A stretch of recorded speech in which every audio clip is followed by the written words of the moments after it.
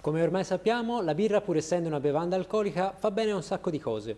Per esempio reintegra sali minerali, fa pure bene alle ossa e riduce il rischio di malattie cardiache. Purtroppo, come ho detto all'inizio, c'è un dato di fatto molto importante da tenere in considerazione.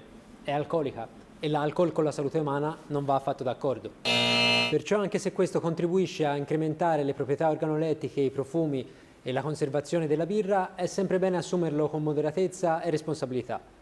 Esistono però dei metodi per eliminare totalmente questa sostanza o limitarla a bassissime dosi. Oggi li vedremo insieme in questo video.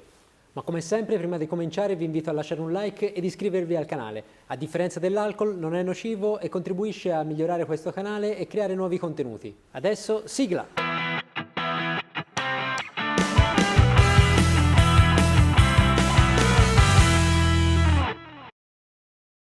Esistono tanti metodi per analcolizzare la birra. Prima di tutto dobbiamo premettere che in Italia una birra si definisce analcolica quando il suo contenuto alcolico interno non supera l'1,2 gradi. Di conseguenza, tracce di alcol sono ammesse. Se vi state domandando perché la birra contiene alcol, dovete sapere che questa è una bevanda fermentata. Vi riporto il link qua in alto del video apposito sui lieviti, se ve lo siete perso. Il primo di questi metodi sfrutta proprio il fattore fermentazione e consiste in una fermentazione molto lenta in modo da limitare gli zuccheri fermentati dal lievito e di conseguenza il potenziale grado alcolico.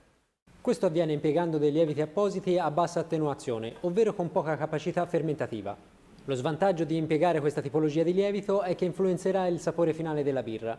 Il secondo metodo invece sfrutta la fermentazione tradizionale del lievito, ovvero si alza la temperatura in modo che questo agisca più velocemente, dopodiché la si abbassa repentinamente in modo da interrompere totalmente la sua attività e bloccare la formazione di alcol.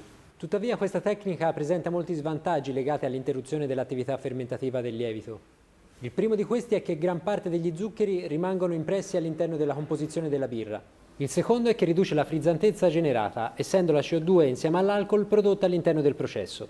La birra in questione perciò potrebbe risultare piatta e costringerà i birrai ad aggiungere artificialmente anidride carbonica in modo da renderla frizzante, alterando così inevitabilmente il gusto della birra.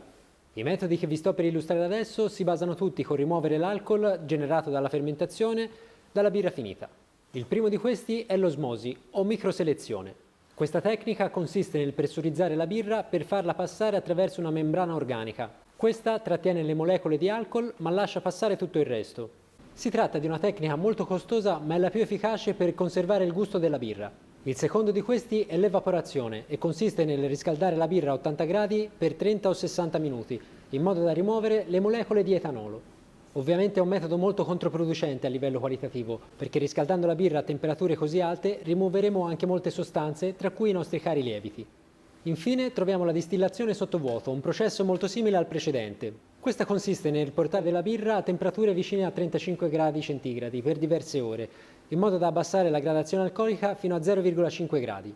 Purtroppo questo metodo non garantisce l'eliminazione totale dell'alcol, tuttavia preserva molto il gusto della birra in quanto non si vanno a toccare temperature troppo alte.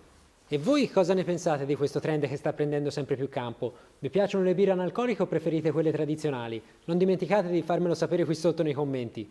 Anche oggi siamo giunti alla conclusione di questo video. Spero di avervi tolto qualche curiosità riguardo un segmento di birre che sta prendendo sempre più campo in Italia.